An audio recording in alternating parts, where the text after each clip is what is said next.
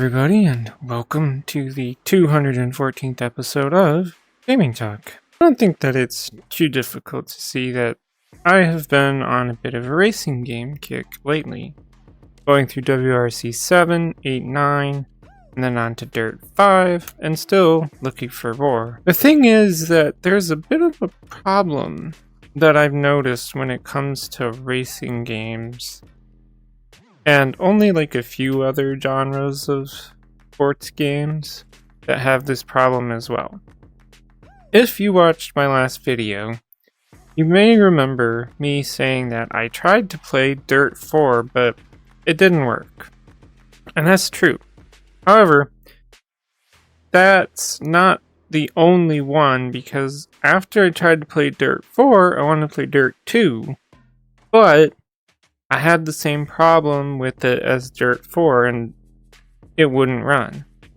Sadly, the same case is to be had with the first few Dirt games, and it's just really sad, honestly. Going from the Dirt games that are before Dirt Rally 1, the only ones that I can download and play are Dirt 3 and Dirt 5, and like I said, that's just really sad that you can't play Dirt 1, 2, 4, or Dirt Showdown. Of course, Dirt isn't the only series that I noticed with this problem. I recently had the idea that since I like the Forza Horizon games, I thought I'd give Forza Horizon 3 a shot, because, I've already played 4 and 5. One 63 gigabyte download later, that took three hours, and I'm all ready to run the game. I tried to run it, and I met with 4 or 5 missing DLL errors, but I take care of that. Try it one more time, and I met with a message saying that I either need a Microsoft license or a side-loading system to be able to install the game. Alright, cool. Thanks, I just wasted 3 hours downloading a game for it to not work. The second Horizon game isn't even playable on PC, so that counts that out. The only way to play Horizon 2 and 3 would be to buy or borrow an Xbox One and get physical copies of the games. Things get even worse if we go over to the Forza Motorsport side. Currently, the self-titled Forza Motorsport is on PC and Xbox consoles, is the 8th game in the series. If you want to play Forza Motorsport 7 on PC, well, fuck you. You can't. You want to try Motorsport 6 on PC? You can't. It never actually released on PC. I think you are all starting to see the problem that I am talking about here. It all comes down to one thing.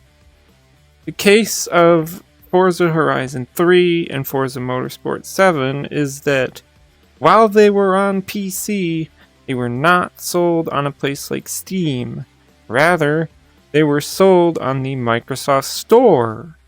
And unfortunately, Horizon 3 was delisted from said store in September of 2020, and Motorsport 7 was delisted September of 2021, making it so both games can no longer be purchased on PC, and only people who already own the games can play them. It's kind of the same case with Need for Speed games in terms of what you can still purchase legally. You could still get and run a lot of Need for Speed games that you can't legally buy, but I don't want to get in trouble here, so let's focus on what you can legally purchase. Looking at Steam for this one, the only Need for Speed games you can still legally purchase are Most Wanted 2012, Rivals, Need for Speed 2015, Payback, Heat, Hot Pursuit Remastered, and of course Unbound. One that probably has it even worse is the Grid series of games. On both Steam and the EA app on PC, the only Grid game you can legally buy is 2022's Grid Legends. You can no longer buy Race Driver Grid from 2008, Grid 2 from 2013, Grid Autosport from 2014, or even the 2019 reboot of Grid. The only Burnout game you can legally buy is the remaster of Burnout Paradise for 2018.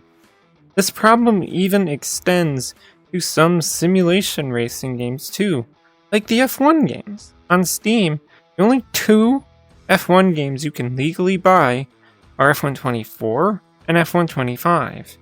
The EA app at least also lets you get F1 23 as well as F1 24 and 25, but that's still not that much better, though not really as much of a racing game like the F1 games are, but on Steam, you can also only get F1 Manager 23 and F1 Manager 24, and that's it. Now, let's take a break from the racing scene, as I think I've provided enough examples for racing games, and look at some other sports games.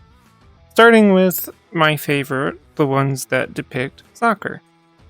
On Steam, you can still legally buy F1 22, but for some reason, only EAFC 25 and EAFC 26. The EA app, of course, has those two EAFC games as well as EAFC 24 available for purchase, but none of the previous FIFA games. Oh, you like American football? Well, both Steam and the EA app have Madden NFL 24, EA's Madden 25, and EA's Madden 26. So you have at least three options for what you can legally buy. You say you like basketball? Well, sadly, your options there are a little bit more limited, with only NBA 2K25 and NBA 2K26 currently available on both Steam. Well, on Steam only, really, because EA doesn't carry those titles. What? Oh, you like wrestling? Well, okay. For that, the only options are WWE 2K24 and WWE 2K25 as of now. Now, there's some stuff I didn't really cover, as I am looking at this from the perspective of what I can do as a PC player. The sad thing is that if you're a PC gamer that likes something like baseball and wants to enjoy a game like MLB The Show, or hockey and wants to enjoy a game like EA Sports NHL, well, you're out of luck, unless you also happen to own a PlayStation, Xbox, or Nintendo Switch, because that's the only way you could play either of those games, because they are not out on PC. Now maybe, like I used to, you're a person that fancies yourself a little bit of golf. Well, your best bet there is to look on Steam for the most options, as you could get PGA Tour 2K23, PGA Tour 2K25, and EA Sports PGA Tour. The EA app, unfortunately, only has EA Sports PGA Tour available. There are, of course, countless more sports and sport video games that I could talk about, like tennis, ping pong, cycling, boxing, and so on, that could all, work as a perfectly fine example for what I'm trying to give in this video.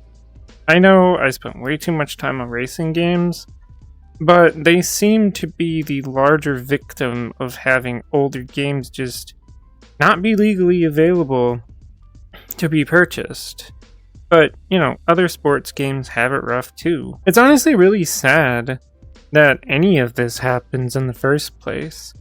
It's sad that we can't have a better way to digitally preserve these video games. I remember when I wanted to try a soccer video game way back in 2002. I loved playing this game called Lego Soccer Mania. I wanted a video game to play after I started watching and liking soccer many years after that. I do a search and I see what the best FIFA game out there is, and the consensus was FIFA 14, a game that you can't legally buy anymore. what do? I sail the high seas, download a copy, and play it, and I had a lot of fun. I did the same with FIFA 15.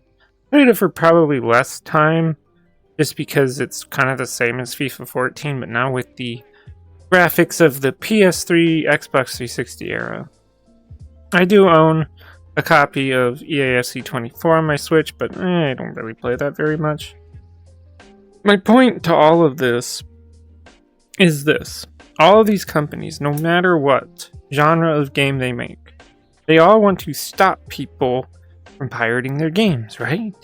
Well, the best solution is you have to find a way to keep making these games able to be legally purchased. Now, I get it's hard with racing and sports games. There's a lot of licensing things with car manufacturers, sponsors, teams, tracks, music, and the list could go on and on probably. But there has to be a way to keep these games from getting delisted. Console people don't have much to worry about so long as they buy physical copies, but what about PC players? That's not an easy thing to do anymore for a PC player to buy a bunch of physical copies. Would this completely stop video game piracy? No. Definitely not. But we really need to do better with digital game preservation. And that's going to do it for this episode. So if you like this kind of content, feel free to subscribe. Thank you for watching, and goodbye.